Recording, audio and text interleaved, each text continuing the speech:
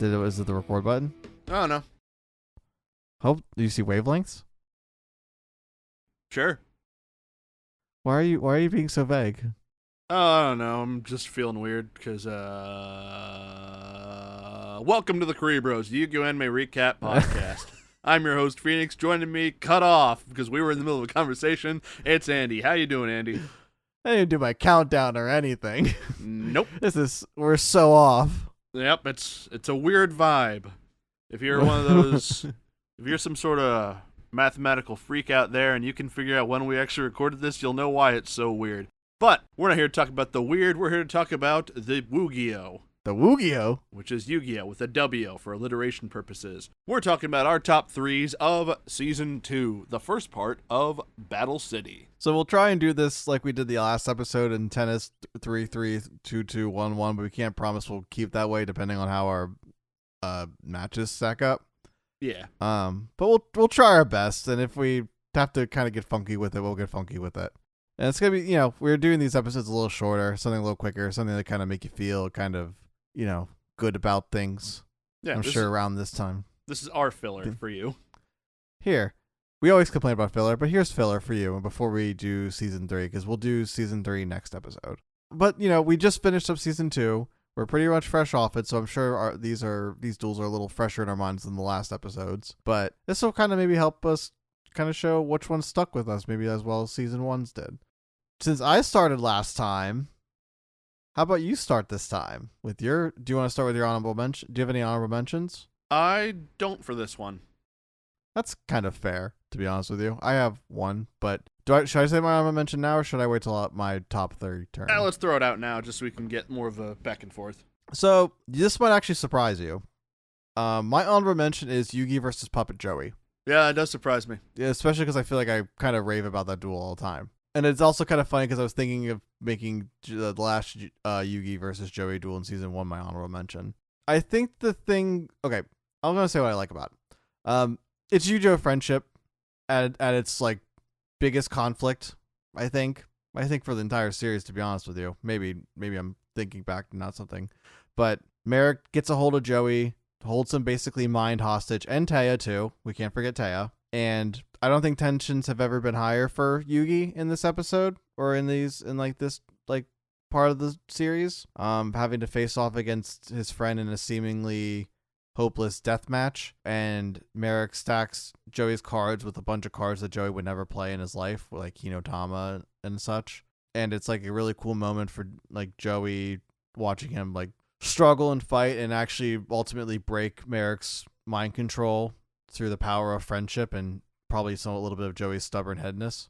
I think where I kind of lose it, I put this out of my top 3 because I was originally in my top 3. It's not really much of the duel that's the focal point of the match, as opposed to just the Yugi and the Joey friendship. Because if we're looking kind of at the duel aspect of it, the only cool moments is when Yugi plays Red Eyes Black Dragon, and they kind of have their little back and forth a little bit with the rocket launcher and the sword arm, not the shield and sword, the one shield card that Joey has that Yugi took, Magic Arm Shield. Yeah. There's not really much. It's that duel's not really the highlight of that. It's the kind of the mind conflict of Joey fighting to get out of Merrick's control, and how the fuck did they get out of not being anchored to the bottom of the lake or river or whatever body of water that is. The ocean? Maybe. It could be the ocean. It was the ocean. It was the ocean. Hey, what's that fucking little creek over there? The Pacific? But yeah, I kind of feel like in terms of duels, I think there were better, but this is one of the best moments of the series. I'll say it's one of my favorite moments of the series, but just not necessarily the best duel. Yeah, understandable reasoning. So, my number 3 is Joey versus Esperoba. Ooh, I was kind of going back and forth with that one, to be honest with you. My reasoning for putting this where it is I knew I wanted one of Joey's, or I knew I felt like Joey's duels, I enjoyed these a lot more than I did his time during Duelist Kingdom. But I think the other duels with Weevil and Mako suffer from them being people we've already seen Yugi fight, and I've already said my piece on how weird it feels for Joey to be like, oh, to be like Yugi, you have to beat people that Yugi beat to get to his level. Except that Joey also made it to the finals of Duelist Kingdom, so he was already better than them. So it doesn't really connect. Whereas Esperoba is Joey's first real duel in Battle City, and it is when he really starts leaning into his luck and random chance cards. We get to see a bunch of his new stuff like Swordsman of Landstar. We get to see the dice cards. We get to see him win on his own after just receiving a little bit of motivation from the sidelines from Taya, telling him he's, gotta win so Serenity can see him duel in the future. And we get Esperoba being the little freak that he is, but, he's not the worst there ever was. He doesn't cheat the worst. No. I think Weevil cheats work. I think Esperoba's fine. Yeah, and especially when, he kind of, the jig is up, he still kind of plays, and albeit the board at that point was more leaning towards his favor, so he didn't really need the cheat. Yeah. At that point. But, Jinzo is one of my favorite cards from this season, so it's cool we get that debut. Yeah. Yeah, that's a great duel, to be honest with you. It was one that I was kind of going back and forth on. I think I just thought of a couple duels were a little better. It is one of the better Joey moments, especially because he was standing on his own, which you did throughout the other ones, but it is easy to kind of stack this one higher than Weevil or Mako. Mako's was kind of boring, and Weevil's was fine. There wasn't anything necessarily really wrong with Weevil's. No. I think what was kind of, I guess, good with that one was just Joey kind of figuring his own way out of getting out of Weevil's tricks. Yeah. A little bit. But it doesn't touch the Esperoba duel. That one's just that's the fun duel. And I do like we saw a lot of new cards and all that stuff. I agree with a lot of your points. Yeah, it's just cool. It is a wonderful intro to Battle City, showing us Joey's new style of dueling, or more narrowed down how he's going to be dueling with Luck. We got to see new stuff from Esperoba, and we got to see Esperoba's the really only new character who isn't some mind puppet of Merrick. Yeah. At least in the first part of Battle City. Yeah, it's a kind of, I think, the one of the the shame of Joey having the duel just repeat duelists. Yeah. Is you kind of miss out on the chance to see a lot of new faces or new enemies. But I guess Yugi was kind of carrying that load, and they had to focus on the cool designs for the ghoul people, however you want to say that. So I guess Joey kind of got the short end of the stick. I don't know. So that's kind of one of the detriments of that season. But I guess we get the cool designs for the other people. Yeah. I don't know. No. Anyway, that's my number 3.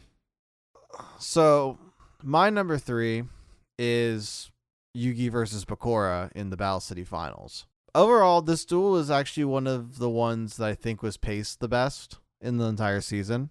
I think they cut to the chase most of the time with it. It is kind of a rematch, if you want. It's a rematch in a different format, unless you're really kind of going with the anime, with Yugi and Bakura. This is where you kind of got to start to see that, I don't know what you would call it, not rivalry, but I think it's really starting to set the stakes that Bakura is going to be more than what he really is. Yugi and Bakura are like oil and water, so it's just a really good good versus evil duel. I think this is where Yugi starts, or at least Yami starts really kind of understanding his role in all of this, and I think it gives him the courage to finally play Slifer at the end of it. Yugi playing Slifer is one of the coolest moments of the show, hands down. I think it's one of the coolest, watching Slifer roar at Bakura and watching Bakura just kind of oh shit, I fucked up, and I didn't realize how badly I fucked up. It was just really cool, and it was an exciting duel, and I think it all does everything really well. It's just not better than my other two. Yeah. I see no faults in your logic. I think the duel was very cool. The Slifer moment was just great, because Bakura shits himself. Yeah, it's funny. I think just even seeing Bakura's deck and seeing what he's kind of about, and the occult strategy with the Destiny board and Dark Necrophere, seemingly losing a bunch of life points and then suddenly gaining them all back. Just watching him kind of fuck with Yugi in different kind of ways that suit his that dark spirit's personality really, I think, shine through in this duel. I think it only gets better from here with Bakura and Yami's kind of battle with each other. So yeah, that's my top 3, or that's my third of my top 3. Well, keeping it a little on brand, we'll move on to my number 2, where the common thread here is Slifer, because it's Yugi versus Strings. Ooh. I think this was, in terms of the ghouls that Yugi goes up against, I think the Strings one is the strongest, because this is the most direct. Merrick is in control of this person and is directly showing. We see more cards here that Merrick will himself play later than with any of the others. We also get to see Slifer's first appearance. I think the setting of this duel does a lot to differentiate itself from the others, whereas the others are, whether they're in some hidden basement like with Arcana or at a Sea World for Mako, this one feels a lot more distanced from the other stuff of Battle City because it is by the riverside, nowhere near the other tall buildings or as industrialized modern areas, which does a lot to separate itself aesthetically. We also have Kaiba showing up to not really root for Yugi, but to tell him to quit fucking around because he's his rival and his rival doesn't loses. And I think the slime monsters are funny. We get to see Buster Blader. We get to see the first, I think, deck out win because he forces Strings to draw his entire deck to lose, which is always cool when you see them not win just by reducing opponents' life points to 0. Yeah, it is cool in the different creative ways you can win. It is not just losing all the life points. That is one of the cooler ways to figure it out. So I'm going to do what you did last episode and just kind of drop it all. Yugi versus Strings was my number 1 episode. Let's go. So if you don't recall from 2 weeks ago, Phoenix dropped that my second duel was their first duel. So we'll kind of do it this way. So wow, this is kind of perfect. So basically, everything you highlighted is the truth. Like that's 100% why it's my number 1 episode. Yugi facing an Egyptian god card was one of the coolest moments of the series, especially because I don't think he had really much information, if all any, so he was facing a god card at the absolute worst advantage possible, especially because Merrick set up a deck specifically to buff Slifer to an unbeatable point, it felt like. And it really highlighted Yami as a game master, as he figured out a way to beat Merrick without having to do the life points. It is the first deck out we got to see, and I think that's one of the coolest ways to get out of it. He literally beat Slifer with his unbeatable combo, which was, I think, really just shows the strength of Yugi. I did like Kaiba's not cheering, but also the right words Yami needed to hear and remember, like, you're right, like, I'm better than this. I need to have more faith in myself. It was interesting to watch Yami kind of sit in despair and like have that sense of hopelessness for a second, because we don't really get to see that too often, especially like in the small times. Like we didn't see that in Arcana. We didn't see that with the other Rare Hunter he dueled. We didn't really get to see it much in Duel's Kingdom other than for the Kaiba and the Pegasus duel, really. So it's just one of those classic duels, and it has to be one of those. It's kind of like maybe like something akin to, and maybe this is a terrible comparison, but something like the Rock Lee Gaara fight in Naruto, or like where it's like this is one of the biggest fights that or battles that people probably talk about a lot.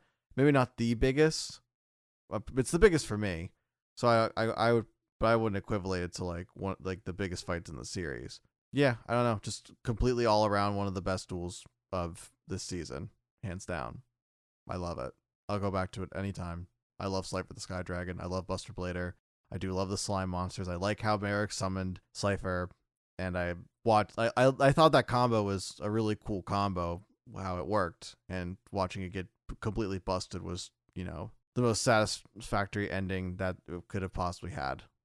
Everybody loves Yugi versus Strings. All my homies love Yugi versus Strings. And also, and if I know we're kind of going strictly with the anime, but to add the manga aspect to it, Yugi was fighting a serial killer. Yeah, basically. Like, Yugi was fighting a mentally unstable serial killer that, if he would have lost, would have hunted him down for the rest of his short life if he did not kill him there. Yeah. So that's not added in the anime, but like I think it adds to the tension really, really well. Okay, so how do we do? So I'll do my number 2, and then you'll just do your number 1. Sure. Okay, so I know you just heard me talk for like 5 minutes, so you're gonna hear me talk again. But so my top 2, or like my second choice, was Joey versus Odeon. Oh. So I think what ultimately won out of the Joey duels for me with this one was Joey gets outmatched pretty hardcore in it. I think the anime does the duel better than the manga, because Joey does come back a little bit, and Joey does show off his real strengths as a duelist with like summoning all the strong monsters that he won throughout the Battle City matches. I love those moments of that series. Like, I love seeing him pull out Jinzo and having like these powerful cards to like stop Odeon. Like, Jinzo literally stopped Odeon in his tracks for a little bit, which was, I think, kind of a game changer. I mean, ultimately it didn't work out for him, but it was still like a cool moment to show that Joey isn't like some sort of small time duelist anymore, even in facing against one of the strongest rare hunters, because they established Odeon is probably, behind Merrick, the strongest rare hunter. And how he played showed it. Like, Joey had to really kind of change up his strategy really quickly to even like keep up with this guy. And then getting the kind of backstory with Odeon was, I think, helped the duel a lot. I think it helped with like kind of the emotional baggage with that duel. And ultimately, I didn't like the ending at first, but I think kind of sitting with it since then, having Joey win with the strength of his friends, where Odeon was like literally left, like the father and like Kid Merrick literally left, and like everything went wrong for Odeon, but everything went right for Joey. I think was a nice kind of tonal narrative point with that duel. And I think Joey grew a lot from it, and we learned a lot about, I think it really progressed the plot, because this is where Odeon goes unconscious, and we now have the really evil Merrick come out. So I think that's a really big kind of plot changer at this point in the series. Yeah, it was another duel that I was on the fence between the Odeon and Joey versus Esperoba as my number 3. The reason that I didn't do that was because I think some of the subterfuge that they had going on with Odeon pretending to be Merrick, I understand why narratively it's good, but in terms of Joey's motivations for why he wants to defeat Merrick, I think it not actually being Merrick that he's having the struggle against is taking a little bit away from that for me. That's fair. That's a fair point. I think one of the gripes I do have with the duel is, but I think this can be said, I think this, you could say this for a bunch of different duels, is if Odeon didn't play Raw, he would have won. Yes. You could also say that about Mai versus Merrick. You could say that about Mai versus Merrick. You could say that about Mai versus Yugi. You could say about Bakura versus Merrick. You could say that about Bakura versus Merrick. You know, I'm noticing that anytime you play Winged Dragon in Raw, you lose. Holy shit, well, almost. Because there will be one where Winged Dragon Raw is playing, they'll win. Yeah. One. But it almost would have lost in that one if I'm recalling correctly, and if we're being honest. Yeah. But I can understand that great. But I don't know. Overall, like, that's like Joey facing the second in command of rare hunters, ghouls, or whatever, winning and getting lightning to the fucking everything, and still standing because of friendship, I think works really like well narratively with the story and Joey as a character. And I like getting the backstory of the Ishtars, or at least we started to get that a little bit. Yeah. And I like Odeon. I think Odeon's a great character. A very tragic character, but I think was someone I really enjoy learning about. Yeah, Odeon's neat. Yeah. What is your number 1? My number 1 is Yugi versus Puppet Joey. There we go. All right, Britt. So what is your reasoning for it being your number 1? I love how the animation quality is just a little bit more refined in these episodes. I love that this is sort of a redo of Yugi versus Joey from Duelist Kingdom, except now it is suffering from this is not really Joey, this is Merrick controlling Joey, which causes even more of a conflict with Yugi than he had in their last duel. I love all the stuff where Yugi is trying to connect with Joey, giving him the Millennium Puzzle, telling him that Red Eyes is crying out because it knows that this isn't really Joey. All the moments where Joey leaps across the field after the duel is over to unlock Yugi before getting pulled down himself. I think this is top tier Yu-Joe friendship. I wholeheartedly agree. The only reason I took it out was I don't think the dueling part of the aspect was like as more as the emotional connection. I think the cards are played more as like symbolism for the most part. But I think you're completely valid in actually putting it in there. It's one of the best moments of the series. Yep. 100%. It slaps. It fucking slaps. Honest to God, it is. We could rave about it for a little bit. It's just like, bro, if this had a butt rack intro, this would have been the best duel. It's the best one. They should have brought back no matter what. Oh my gosh. It's another thing that I really appreciate about this episode, not to interrupt you, but I will.